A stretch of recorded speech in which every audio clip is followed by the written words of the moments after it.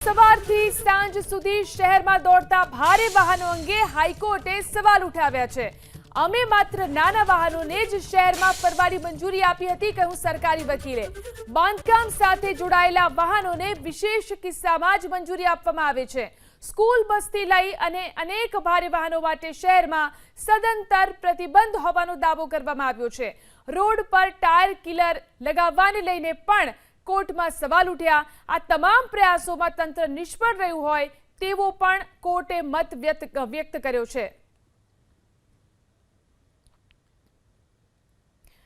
આ વિશે વધુ જાણકારી મેળવી અમારા સંવાદદાતા તેજસ મહેતા આપણી સાથે લાઈવ જોડાયા છે।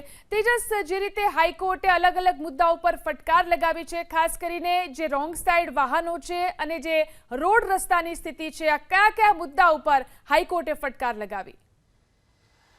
ઝીલન, સૌથી પહેલાં તો એ આંકડાકીય વિગતો જેને લઈને કોર્ટે ચિંતા વ્યક્ત કરી એ છે કે રોંગ સાઈડમાં વાહન ચલાવવાના કારણે લગભગ 72 જેટલા લોકોના મૃત્યુ થઈ ચૂક્યા છે।